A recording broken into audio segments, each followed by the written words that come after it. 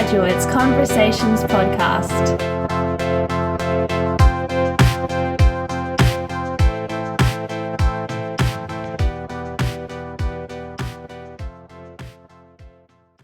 Hello, everyone, and welcome to today's Conversations Interpreting and Translating podcast. My guest today is a world-leading scholar in audiovisual translations as well as media accessibility. And his name is Professor Jan-Louis Kruger from Macquarie University. Professor, welcome. How are you? Hi, Fatih. I'm very well, thanks. And yourself? Very good, thank you. And thank you so much for joining us today. We are very lucky to have Professor Jan-Louis with us, not just on the podcast, but also in Australia, because the studies that he has conducted and the research that he has led makes quite a big difference in media accessibility, not just in Australia, but around the world as well. So we're going to have a little bit of a chat to him today about eye tracking. What is eye tracking? What kind of relations people have with subtitles? What's cognition of subtitles? And hopefully we'll also talk about how his research shapes the industry. So first of all, Jan-Louis, thank you again for joining us today. Tell us what got you started. I mean, how does someone get interested in research into eye tracking, subtitles? Because your initial research, I think, was about English literature. How do you go from there to here? Tell us a little bit about that. Sure. Yeah, I mean, first of all, I need to say there are definitely a number of people in the world who are much better at this than I am, and who've done this for much longer than I have. Honestly, I started out in literature, but I really like movies. And then I thought, well, if I can sit and watch movies all day, I'd prefer to do that. So I got interested in, and I saw in Europe they were adding subtitles to movies, and I thought, now this is nice. I think I'd like to be involved in that. And as a result, I started looking into subtitling first of all. I come from South Africa, and there wasn't a lot in terms of subtitling being done there. So we started training students to do subtitling. So I became involved in that, and then I spoke to a good friend and colleague of mine from Barcelona, from University Autónoma in Barcelona, Pilar Orero, and they had just started using eye tracking, and I thought, now wouldn't it be cool if we can actually see how people read subtitles? And that's really where it started. Then we bought our first system. I spent about 8 years in South Africa doing various eye tracking studies, making many mistakes, and wasting a lot of time doing things that turned out to be not very useful, and really proving the obvious in many cases. I guess that's how we learn, though, yeah? It trial is. and error. It is. And then after that, when I came to Australia, I started working with higher speed eye trackers that actually started making it possible to look at how people read individual words and not necessarily just how they divide their attention across the screen. So that's how I became involved in it. And then I became really interested in how people process language when that's not the only thing they have to do. In other words, when you read subtitles, but you also have to follow the plot of a story, you have to contend with screaming kids in the background and all kinds of things at the same time, and you have to juggle that cognitively. Can we say watching movies with subtitles makes you a smarter person? Oh, for sure. Yeah. Maybe not more pleasant person, because you can get quite thorny when people keep interrupting your subtitle reading. But definitely it is something that involves, because it involves more than one of your senses.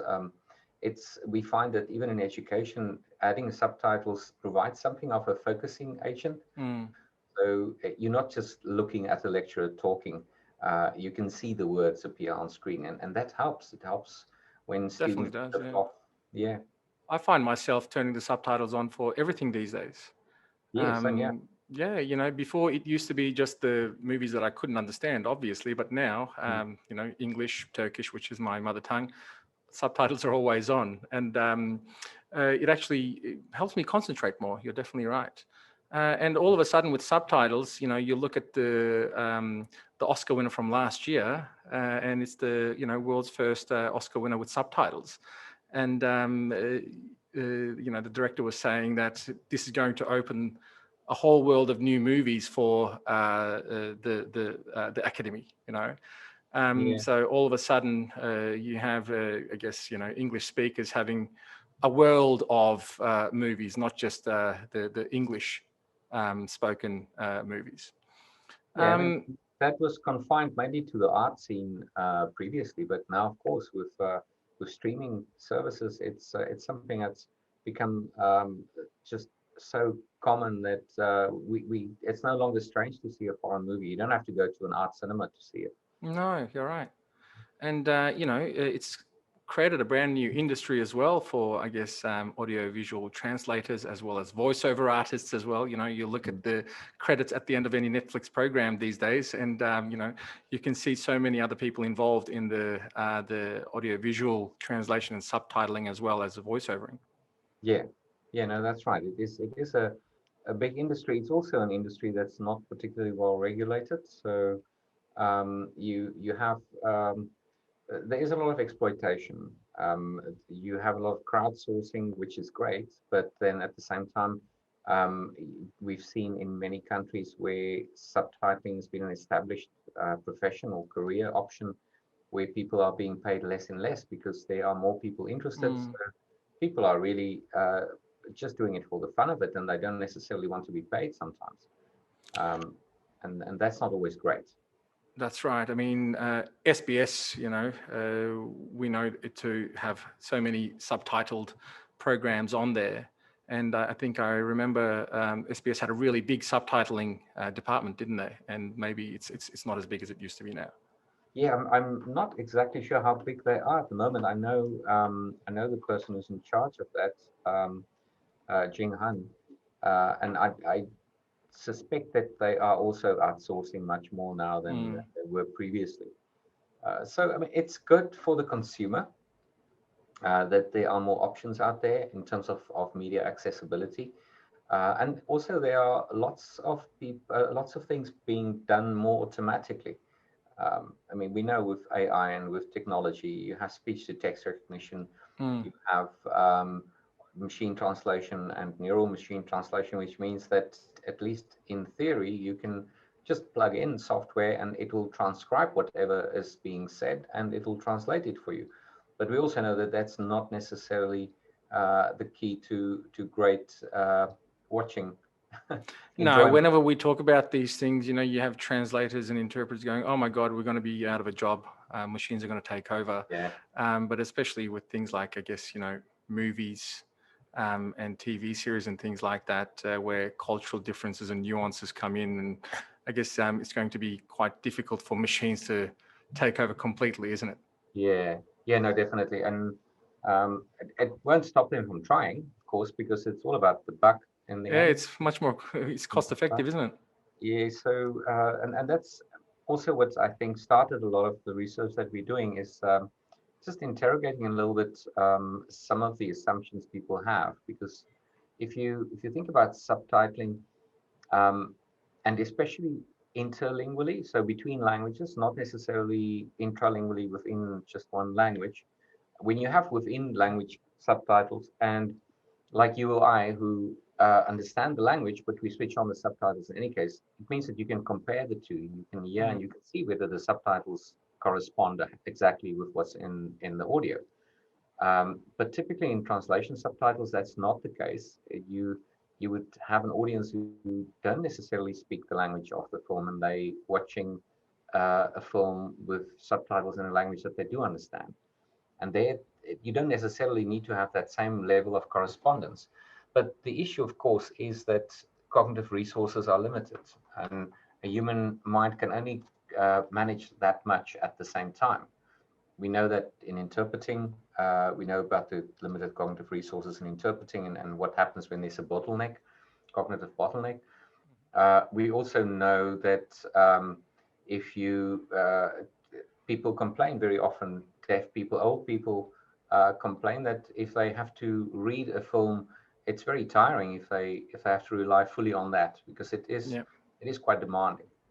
So the issue is that if you simply transcribe what's in the dialogue into the subtitles, then you end up with subtitles that are really fast.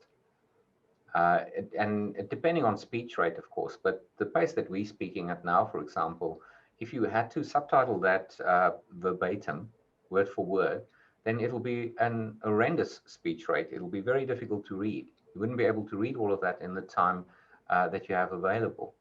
And for that reason, the biggest thing with subtitling really is making the subtitles invisible.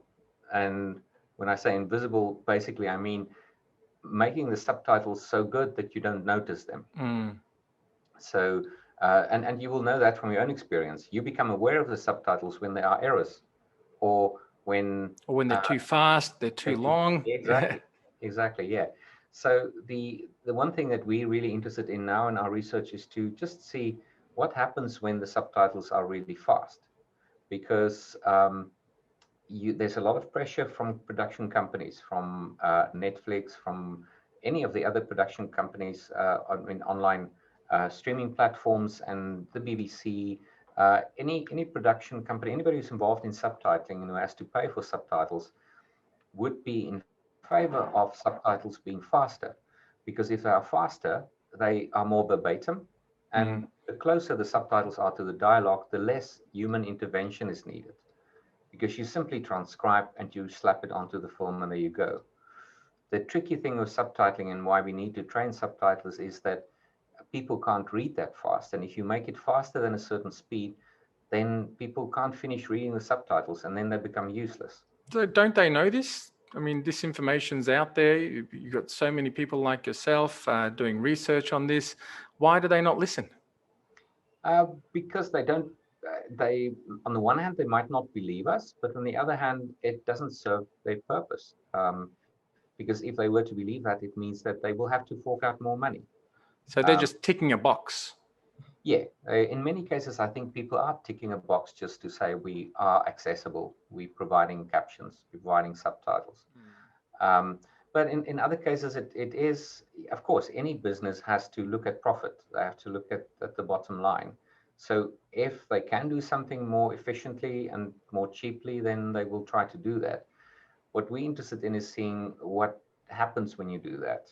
And that's something that we don't necessarily have agreement. A very good colleague and friend of mine in Poland, Agnieszka Sarkowska, published an article with the title "People Can Keep Up with Fast Subtitles," which says that even if the subtitles are like 20 characters per second, then people can still read it. Now, the research we've done kind of questions that a little, and it means that maybe I can just quickly clarify. Speed, subtitle speed, characters per second is... Yeah, that'll be great if you can just elaborate on that, so our viewers can kind of get an idea. So essentially what that means is people, traditionally people spoke about either words per second, words per minute or characters per second. So words per minute is simply you count how many words were spoken or appeared on screen in a minute, or in a television program, and then you divide it by the number of minutes and you have a word per minute rate. And I think speech rate is around 160, 180. I think we're probably speaking closer to about 220 words per minute at the moment. But, or 200, so it can be rather fast. That's a lot of words.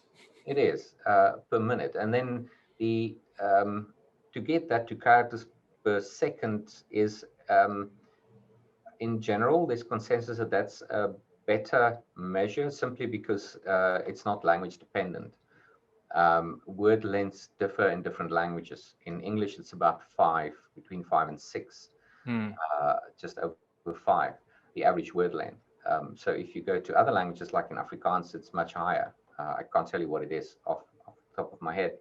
But in German, in the more Germanic languages, words tend to be longer on average. So characters per second is a better rate. In subtitling, what that refers to then is the number of characters, including spaces and punctuation mark, that appear per second. So if a subtitle a 2-line subtitle, because subtitles appear on the bottom of the screen, typically in no more than 2 lines, although we do have exceptions there, and typically between, say, 37 and 42 characters per line. So in those 2 lines together, if you have 2 full lines, then it means the timer that is on screen will, sorry, my light just went off. That's okay. The timer that's on screen will determine the speed of the subtitles. So if there are, say, 2 full lines of about 70 characters in total, and it's on screen for 4 seconds, then you just divide the number of characters by the number of seconds. Very scientific.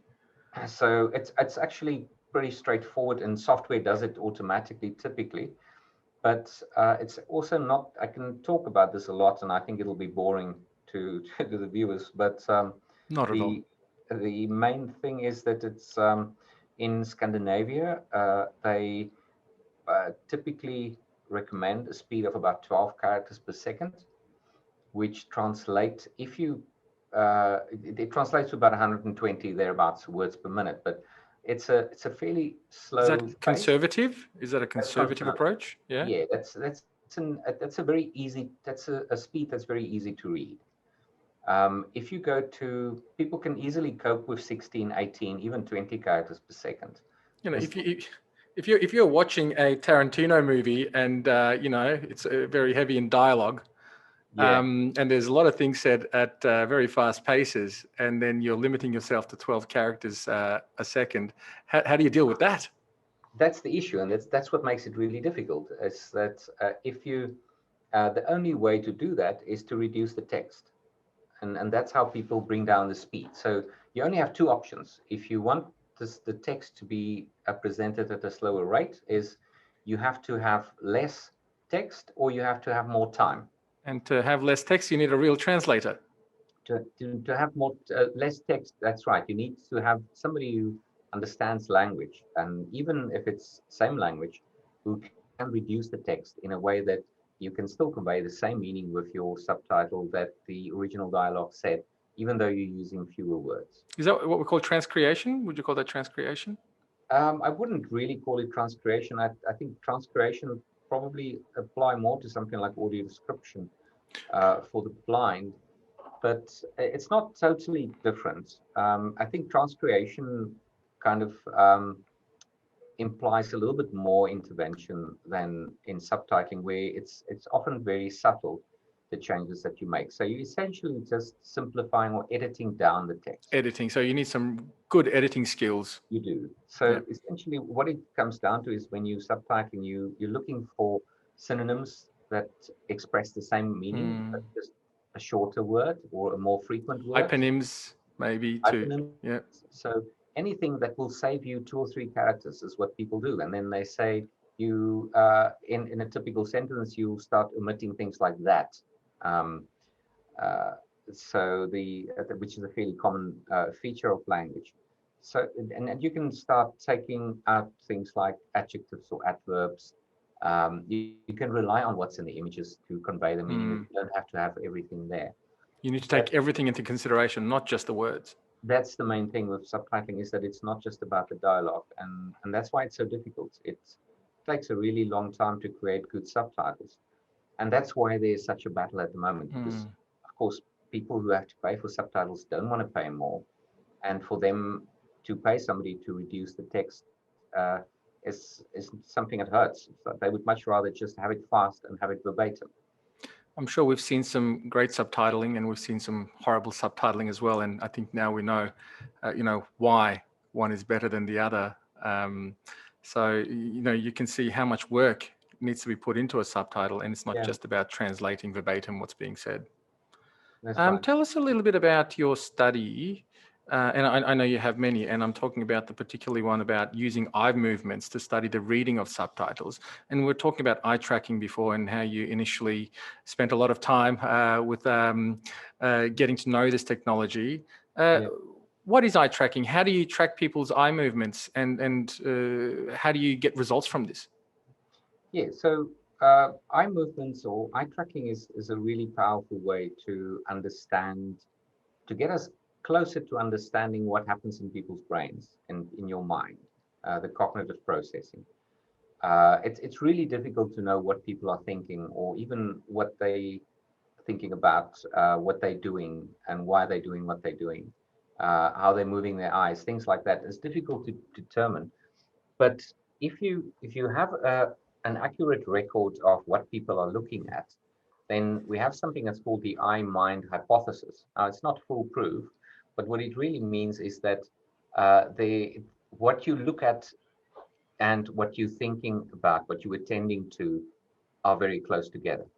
And if you think about it logically, you can't think of a word or think about a word unless you're looking at that word to read the word. So it's something like that. So where you're looking with your eyes gives you an idea of what somebody might notice and what they might be doing at that point cognitively. So in subtitle reading, of course, this is very powerful because you can see whether people are actually looking at the subtitles at all. You can see how they distribute their attention between the subtitle and what's happening on screen. You can see how they read the individual words, and that's what we're doing in this particular study. Is we moving away from what many of the earlier studies did, which was to have global measures to say you can count the number of fixations. I'll explain that now, but you can see how much people paid attention to visually, how much they looked at the subtitles versus how much they looked at the image. You can see how long did they look at the subtitle as a proportion of the time that the subtitle was on screen. So you could get a lot of information like that. But now with high-speed eye tracking and with word level data, we can actually get information on exactly which words that people look at, how long did they look at them, did they come back to them or only read them once, did they skip the words, did they switch from one word, went up to the image and then came back and read the same word again. So all of that information now becomes available to us. And that gives us a much better sense of which things trip people up when they're busy reading subtitles. Like unfamiliar words, for example. We can see if people don't manage to finish reading a subtitle. We can see that using this data. And there's a lot that we can see from, for example, regressions, which is when you're reading a language like English, you read from left to right. But during a normal reading of static text, you make about I think 15 to 25% of your eye movements are in the opposite direction of the direction of reading. So if you're reading from left to right, you'll read and you'll get to a word and you think, okay, I didn't understand the previous word. You go back to the word to read it again. Okay. Yep. So you make regressions to words that you haven't fully understood. And we can get information on that. You can see how many words people went back to. We also have information on how frequent those words are. So we have word frequency scores, which tells us, certain words like and of and in are very frequent words because you come across them very often and it doesn't take a lot of effort to read them. But other words like technology, for example, is a much longer word and it doesn't occur that often, so it's less frequent. So you would expect a longer word that's less frequent to attract more attention. People will look at it for longer to understand it. They will maybe come back to it to reinterpret it. Especially if it becomes really low frequency, a word they've never seen before, and they have to look at the whole context of the sentence to see how that word makes sense. So that's essentially what we're looking at, word level data of how people read subtitles. And how does this then shape the industry? How does your research, does it make any recommendations? What do you do with all this data? So what we recommend to the industry and what the industry takes up are two different things, of course. I think the industry is very good at ignoring research that doesn't fit their agenda. People like the BBC, for example, commission in-house research that proves what they want. we're not talking just movies here, are we? When we say media accessibility, it's not just movie subtitles we're talking about. So, your recommendations could be actually for government departments and making information accessible as well. It's not just about movies. You're right, yeah, and that is we in this article specifically we focused on the um, on the reading of subtitles in a more educational context. So but we use this material was David Attenborough Planet Earth documentary, which is something closer to what you'd find in an educational context. And in that, you're exactly right in terms of accessibility for people reading subtitles because English is their second language, for example, or people who are learning a language, or people who don't understand the source text, the source language. All of those people, all of those contexts means that people can get access to something they wouldn't have had access to without the subtitles. So what we're looking at, these principles that apply in that study also applies to information on government, on videos on government websites, for example. You're exactly right.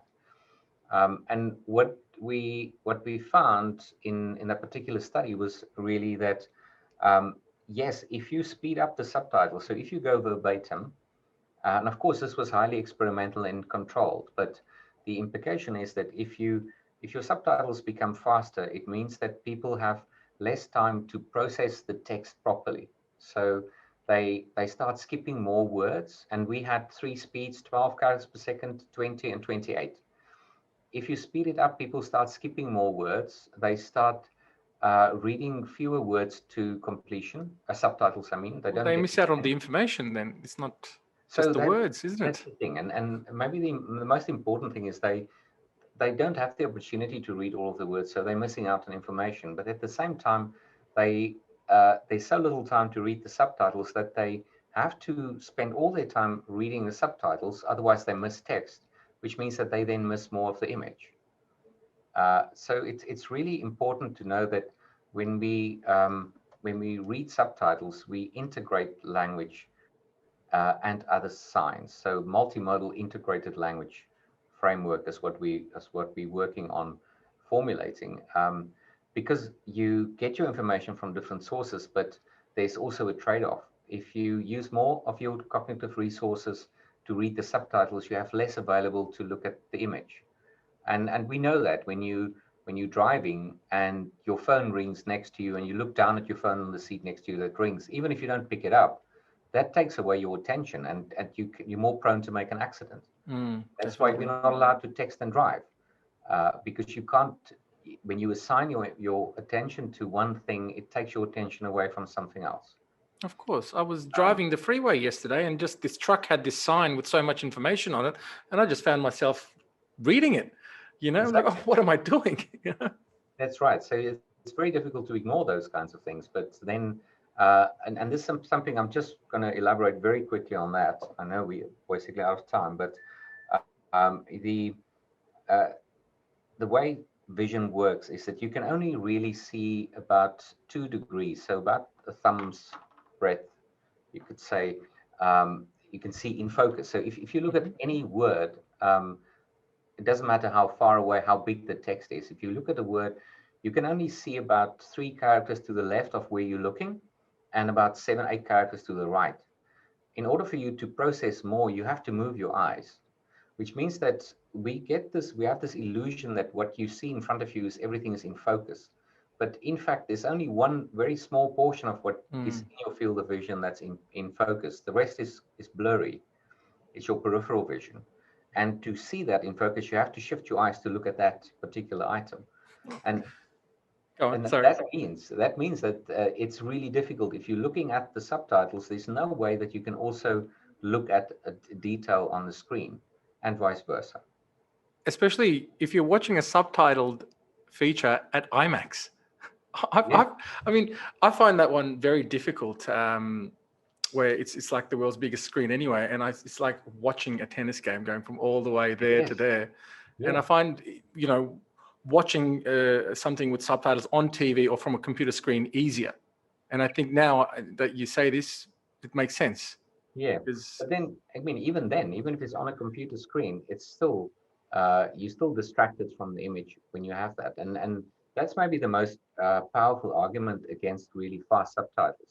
People can keep up with fast subtitles, but there's a tremendous cost because if they keep up with the subtitles, they don't have time to look at the screen, and you have to remember that in very few films or audiovisual products are created for people who are reading subtitles. mm, So there's a lot that you have to process visually. And if you add subtitles and those subtitles are too fast, then it means people are not going to be able to see that. They're going to miss a lot of the visuals. and look, I understand where you're coming from regarding film and TV. People reading subtitles is probably not the highest on their list of priorities. But when you have educational videos or informative videos that are commissioned or produced by governments, educational institutions, should that be when they write the original text or the original script? Should they be considering, oh, well, this is eventually going to be subtitled, so maybe we shouldn't make it so word heavy, and make it easier for the subtitling, so that information isn't missed out? I mean, do they think about these things in your experience? This is Or is there a shift towards this? well, you hit the nail on the head there. That is an important thing, and this is people talk about universal design principles, applying that. Pablo Romero Fresco from Spain is doing a lot on this accessible filmmaking, where he actually says people should do that from the beginning when they conceptualize, whether it's documentary, drama, fiction, or information on a government website. People should keep in mind from the beginning that that information might have to be subtitled, and therefore, you're right. Use simpler language, slow down the speech rate. A number of things can be done to do that, and this is something that government is paying attention to readability. Mm-hmm. There are guidelines for information on government websites have to have a certain readability score. And we've done some work on that. I've done it with Pam Peters, who's an emeritus professor here at Macquarie, and very experienced in the use of terminology. And we've looked at things like accessibility of government web pages. And it's true that a lot of what's published on public web pages is not accessible. Mm. And it doesn't take into account that many people who access these information or this information are not first language speakers either. Well, even if they were first language speakers, some of that text is so complex or ambiguous that even native English speakers would find it difficult to understand. That's correct. Yeah. So especially when it's a legal text, then it's almost inaccessible. So there is a lot of work that can be done, and all of these principles apply. If you use more frequent words, more common words, you don't have to dumb down the text to make it more understandable. Mm. It's maybe the important thing to keep in mind. But there are certain principles that we can apply, and hopefully the research that we do provide these guidelines to industry, and can be used to make sure that people have access to the information that they have a right to. That's great, and well, I really appreciate what you're doing for the industry, and I hope the industry does as well. And tell us any new research focus points coming up for you. What's in the pipeline? Yeah, Steve. I think to many people out there, what we do is it's immensely boring if you look at it closely, because the problem is if you want to prove any of these things, you really need to break it down. And when I started out, I had very ambitious goals. I was going to understand how people look at films from the get-go. And then the more I looked at it, the more I realized my findings are a lot of it is rubbish because there's so many things impacting on people when they're reading subtitles that you need to isolate them. So what we've done now is in the first experiment, we excluded, we had with video and without video, so people just see what happens when they just read the subtitles. Now we're shifting to manipulating the demand of what's on screen. So it constructed a new experiment with dual task. So people have to monitor the screen for a particular item while they're also reading the subtitles. So Oh, wow. once we know that, we can then see what's the impact of text complexity on the screen on the way people read. And then we have to gradually also add things like language. I have a PhD student who's just finishing up, who is Shishin Lao, and she's working on when you have Chinese speakers looking at English subtitles with either English or Chinese audio, how does that impact the way they understand and the way they read the subtitles? So there's so much that we still don't know and we need to find out, but I find it fascinating, and hopefully we'll get something useful out of it. I definitely don't think it's boring as well, and I don't think a lot of our viewers will think the same. So for me, it's very, very interesting, and I think you're too humble when you say this is boring, and it's definitely quite practical. It's very interesting. It's in our lives every day. This is especially more and more these days. If you're playing games, if you're watching, who isn't streaming something these days? Exactly. It can be on your mobile phone, it can be on your laptop, it can be on YouTube, and everything from professionally translated subtitles to machine translation like YouTube, for example. And this is all very, very valid research. So you're very humble when you say, this sounds boring and I don't know how much we affect industry. I think what you do is essential, not just for entertainment purposes, but also for disseminating information and making information accessible for everyone out there. And especially we know through the pandemic, the shortcomings of some institutions, I guess, with sharing that information to culturally and linguistically diverse people. So please don't be so humble. I thank you very much. And I look forward to your future research as well, because it does sound very interesting. And I think it has a direct effect in our everyday lives. Thank you very much. And I must say that the work that you're doing is really great as well, because it is not one of the strong points of most researchers to actually communicate what they do to other people. They're so wrapped up in their own world that what you're doing is really meaningful, because this forces me also, in this case, it forces me to maybe formulate the things that I do in a way that actually means something to somebody. Yeah, make your research accessible to the masses. Exactly. Yeah. Well, hopefully there'll be more of these podcasts and talks upcoming in the few weeks and months, and hopefully we get to hear more about your research. And I know there's a lot of it, so I'm looking forward to further chatting with you, Jan-Louis. Thank you very much, Fatih. It was very enjoyable. Thank you very much. Thank you very much, viewers and listeners. I was talking with Professor Jan-Louis Kruger from Macquarie University, in particular about eye tracking and audiovisual translations and subtitling. If you would like to look further into his research, I will put the link to his research and studies in the description. And click on that, and you'll go down a rabbit hole of information about subtitling and eye tracking, which is what I've been doing for the last few days in preparation for this interview. And I'm sure that you're going to find it as interesting as I have as well. Thank you very much, and we'll see you in our next episode. All the best to you.